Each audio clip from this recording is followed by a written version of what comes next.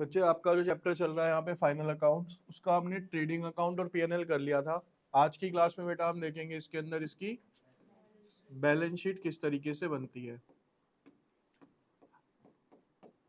देखो बेटा, इस पूरे चैप्टर के अंदर जो सबसे इजी टास्क रहेगा विदाउट एडजस्टमेंट वाले, यानी इस चैप्टर में सबसे इजी आपकी क्या रहेगी, यहाँ पे बैलेंस शीट ही रहेगी। ठीक है, बैलेंस शीट को बनाने के लिए बस एक ही चीज कंपलसरी है कि आपका बेसिक नॉलेज कॉन्सेप्ट क्लियर होना चाहिए।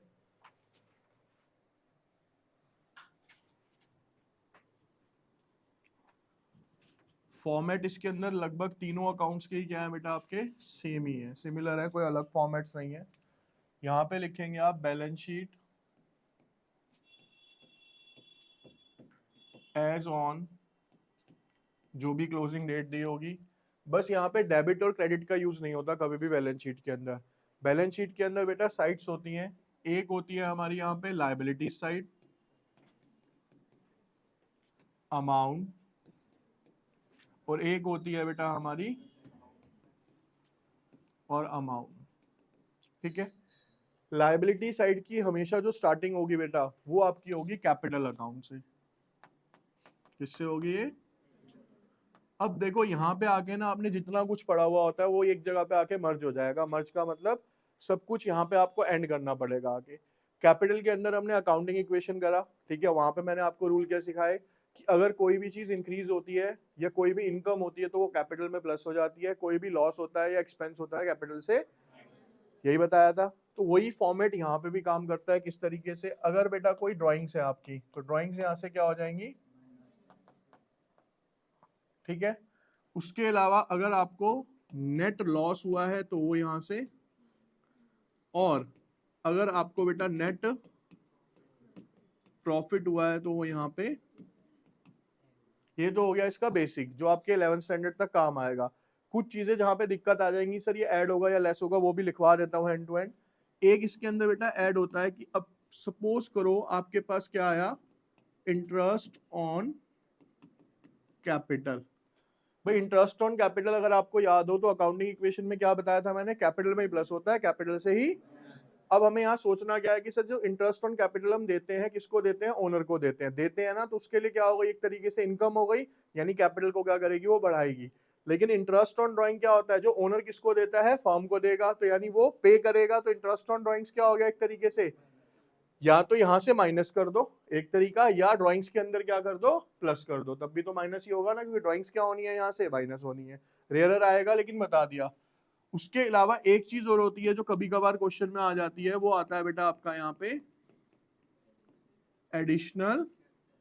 वो भी बच्चे यहाँ पे क्या हो जाएगा, आपका ऐड हो जाएगा। तो कैपिटल तो ये हो गया अब आपका। उसके अलावा आपने कुछ नहीं करना भाई, जो बाकी का बचेगा ना, यहाँ पे बचेंगी सारी की सारी करंट लायबिलिटी, और उसके बाद फिक्स्ड लायबिलिटी। इस साइड में सिंपल और सिंपल करंट असेट्स, और यहां पे आ जाएंगी सारी की सारी फिक्स्ड। ठीक है, फिर हम यहाँ पे इसका टोटल करेंगे। टोटल बेटा दोनों साइड का अगर बराबर है, ठीक है। अब मैं आपको बताता हूँ, अकाउंटिंग इक्वेशन पे आ जाओ वापसी। किसी बच्चे ने उस टाइम पे कहा था सर अकाउंटिंग इक्वेशन की बैलेंस शीट नहीं बनाई। क्वेश्चन था ना एक कि बैलेंस शीट भी बनानी है, ये होती है। वो कैसे होती है मैं बताता हूँ। भाई इक्वेशन क्या है, असेट्स इज इक्वल्स टू, ये रही आपकी असेट्स, ये रहा आपका कैपिटल, ये रहा नीचे आपकी, ये दोनों आपस में क्या होनी चाहिए, इक्वल। इक्वल होनी चाहिए तो यानी दोनों का सम टोटल क्या आना चाहिए बेटा, आपका बराबर आना चाहिए। तो आपने क्वेश्चन सही करा है। तो ये आपका 5वें चैप्टर से ही बनना स्टार्ट हो जाती है बैलेंस शीट बेसिकली। ठीक है, अब यहाँ पे देखो मैंने ना कुछ चीजें लिखी हैं जो आप पूछोगे बाद में, मैं पहले क्लियर कर रहा हूँ। सर करंट एसेट्स और फिक्स एसेट्स है, तो क्या कंपलसरी है कि पहले ऊपर सारी करंट एसेट्स आए फिर सारी नीचे फिक्स एसेट्स आए, ऐसा कुछ कंपलसरी है? बेटा 11th स्टैंडर्ड में होता नहीं है, लेकिन कुछ स्कूल्स ऐसा करते हैं, एक अप्रोच होती है, उस अप्रोच के अकॉर्डिंगली आपको कहा जाएगा कि आपको क्या करनी है, वर्टिकल बैलेंस शीट अप्रोच लगानी है, जिसके अकॉर्डिंगली क्या होता है, दोनों में से कोई भी चीज आप ऊपर नीचे कर सकते हो, वो कोई दिक्कत नहीं है।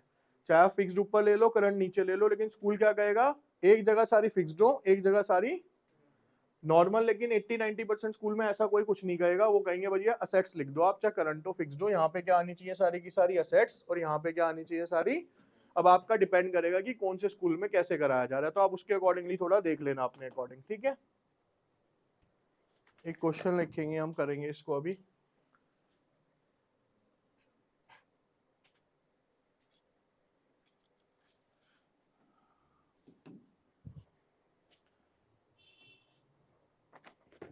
क्वेश्चन है बेटा हमारे पास, कैपिटल गिवन है 5 लाख, ड्राइंग्स गिवन है 44,000, डेटर्स गिवन है 64,000, क्रेडिटर्स गिवन है 42,000, कैश इन हैंड है, यानी कैश है हमारे पास 3600 रुपए का, बैंक बैलेंस है बेटा हमारे पास 72,000 का, प्लांट है हमारे पास 1 लाख रुपीस का, फर्नीचर है हमारे पास 37,000, नेट प्रॉफिट है हमारे पास 16,600 रुपए का, जनरल रिजर्व है हमारे पास 10,000 रुपए के, क्लोजिंग स्टॉक है हमारे पास 2,48,000 रुपीज का, ठीक है। ये क्वेश्चन है बच्चे। अब यहाँ पे देखिए जरा, आप पहले सबसे फॉर्मेट बनाते हैं इसका।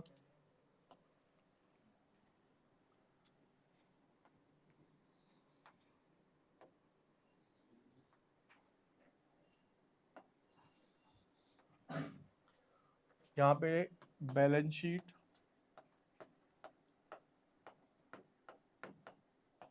एज ऑन 31st, जो भी डेट दी होगी आपको, लायबिलिटीज, अमाउंट, असेट्स, अमाउंट। देखिए बेटा, आप अभी ना आप पहले बेसिक सीख लो, फिर मैं आपको एक तरीका भी बताऊंगा जिससे पूरा क्वेश्चन एक साथ ही स्टार्ट होगा, ये स्टार्टिंग से एंड तक। सबसे पहले क्या दिया हुआ है बेटा आपको, कैपिटल। तो कैपिटल की जगह पे आपने लिख लिया यहाँ पे 5 लाख। फिर क्या दी हुई है बच्चे, ड्राइंग्स। तो drawings as per format capital में से क्या होती है, माइनस, वो दी हुई है 40,000,654। उसके बाद बेटा डेटर्स हैं। डेटर्स क्या होते हैं, हमारी करंट असेट्स होते हैं। तो डेटर्स पे यहाँ पे बच गए ये 64,000 के। फिर क्रेडिटर है। क्रेडिटर बेटा लाइबिलिटी है, करंट, तो क्रेडिटर आ गई लाइबिलिटी में। कितना हो गया ये, 42,000। कैश क्या होगा सर, असेट्स, तो कैश हो गया आपका 3600। बैंक भी क्या होगा सर, असेट्स 72,000। प्लांट भी होती है हमारी फिक्स्ड असेट्स 1 लाख रुपए। फर्नीचर बेटा 37,000 रुपीज।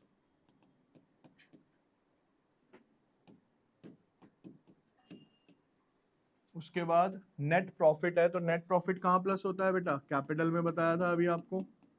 तो नेट प्रॉफिट कितना दिया हुआ है, 16,600 रुपए। तो ये फाइनल अमाउंट आप बाहर लिख लेंगे, 0,0,6,12, 5 और 1 6, 4,72,600। जनरल रिजर्व क्या है बच्चे, हमारी लायबिलिटी होती है। तो लायबिलिटी आ जाएगी इस साइड 10,000 रुपए। क्लोजिंग स्टॉक, देखो स्टॉक लग गया ना, तो स्टॉक क्या बनेगा, हमारी असेट्स बनेगा। तो क्लोजिंग स्टॉक 2,48,000 रुपए, ठीक है। ये आपका आ गया। अब इसका हमें क्या करना है बच्चे, टोटल दोनों साइड का। टोटल में जाते हैं तो भैया 4,72,600 प्लस 42,000 प्लस में 10,000, ये आ रहा है बेटा आपका 5,24,600 रुपए। अब दूसरी साइड जाते हैं तो 64,000,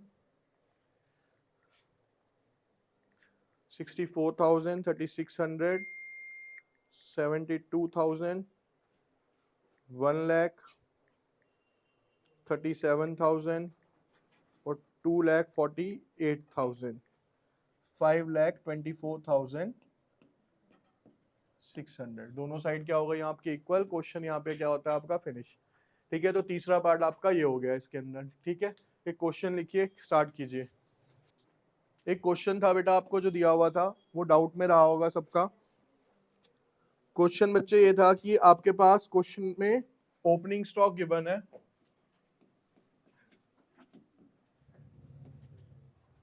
20,000 रुपए का, कैश सेल्स गिवन है 60,000 रुपए,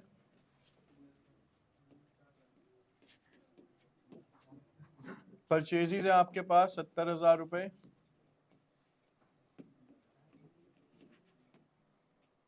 क्रेडिट सेल है 40,000 रुपए,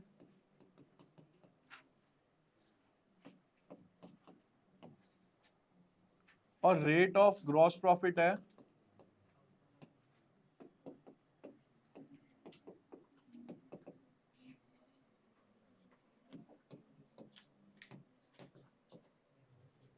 ठीक है जी, ये बेटा आपका क्वेश्चन है और इसके अंदर आपको फाइंड आउट करना था यहाँ पे क्लोजिंग स्टॉक। काफी सारे बच्चों का क्वेश्चन अटका होगा ये। ठीक है, अब यहाँ पे देख लीजिए, एक सिंपल सा होता है इसके अंदर, बचपन वाली मतलब 5वीं 6वीं वाला रूल लगता है इसका। आपने पढ़ा होगा बेटा, selling price is equals to cost price plus, आपने पढ़ा था सिर्फ इतना, selling price is equals to cost plus profit. यहाँ पे क्या कहलाता है, वो ग्रॉस प्रॉफिट बन जाएगा बेसिकली। ठीक है, सिंपल सा लॉजिक है बेटा। 10 रुपए की चीज बेची, 8 रुपए की थी, 2 रुपए का उसमें प्रॉफिट था, तो 8 और 2 मिलके क्या बनते हैं आपका, सेलिंग प्राइस बनाते हैं। ठीक है, यानी कॉस्ट और प्रॉफिट जुड़ के क्या बनता है आपका, सेलिंग प्राइस बन जाता है। अब यहाँ पे बहुत ध्यान से सुनना पहले बात को, हमें यहाँ पे बेटा सेलिंग प्राइस का मतलब क्या है यहाँ पे, सेलिंग प्राइस का मतलब है selling price is equals to total sales, की कितने का माल मैंने बेचा। सर ये कैसे निकलता है, कैश सेल्स प्लस टोटल कितने का सामान बेचा मैंने। कैश में बेचा बेटा मैंने 60,000 रुपए का, क्रेडिट में बेचा बच्चे मैंने यहाँ पे 40,000 रुपए का, तो टोटल मैंने कितने का बेचा है यहाँ पे, 1,00,000 रुपए का बेचा।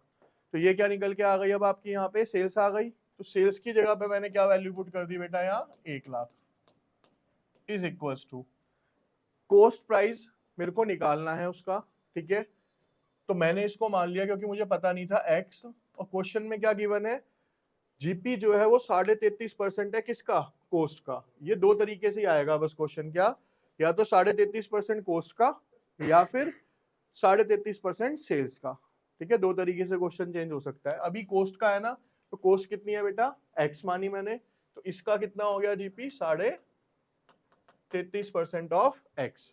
अब 33.5% सुनते ही सबसे पहले ज्यादा दिक्कत आ जाती है। ये बेसिकली मैं आपको शॉर्ट में बता देता हूँ, ये होता है हमेशा 1/3। ठीक है, कैसे सॉल्व कर लेते हैं, मिक्स फ्रैक्शन है, 33 को करोगे तो 99 प्लस 1 अपॉन में 3, और परसेंटेज का 100 आ गया आपका नीचे। ऊपर कितना हो गया बेटा, ये 100 अपॉन में 3 इंटू में 100, तो 100 से 100 कैंसिल आउट, 1/। ठीक है, आपको इतना करने की जरूरत नहीं है, आपको ये याद होना चाहिए कि 33.5% है, तो इसका मतलब वो 1/3 दे रखा है। अब बेटा जब इसे सॉल्व करोगे तो x प्लस 1/3x किसके बराबर है, ये 1,00,000 के। सॉल्व करो इसे, 3x plus x upon 3, 1,00,000, 1,00,000 into 3 is equals to 3,00,000। x यहाँ पे रह जाएगा, अपॉन में क्या आ जाएगा, 4। तो ये कितना आ गया बेटा, x क्या माना था बेटा मैंने, यहाँ कोस्ट मानी थी ना, तो कोस्ट की जगह पे अब मैंने मान लो लिख दिया यहाँ कितना, 70। तो अगर मैं 1,00,000 में से 75 माइनस कर दूं, कितने बचेंगे यहाँ पे, 25,000। 25,000 क्या हो गया आपका ग्रॉस प्रॉफिट, या सीधा भी निकल सकता है क्या सर, 75,000 का ग्रॉस प्रॉफिट कितना था 1/3, तो 75,000 का 1/3 भी कितना आएगा, 25,000 ही आएगा। ठीक है, तो अब इससे आपने निकाल लिया कि सर हमारा जो जीपी आता है वो कितना आता है, यहाँ पे 25,000 आ गया यहाँ पे। ठीक, अब बच्चे आपको क्लोजिंग स्टॉक निकालना है ना, तो आप सिंपल क्या करेंगे, आपने फॉर्मेट बनाना है ट्रेडिंग अकाउंट का, जैसे जैसे आपको बताया हुआ सारी वैल्यूज पुट कर दो, आपका आंसर अपने आप आ जाएगा। ये देखिए इधर मैंने यहाँ लिखा ट्रेडिंग अकाउंट पर्टिकुलर अमाउंट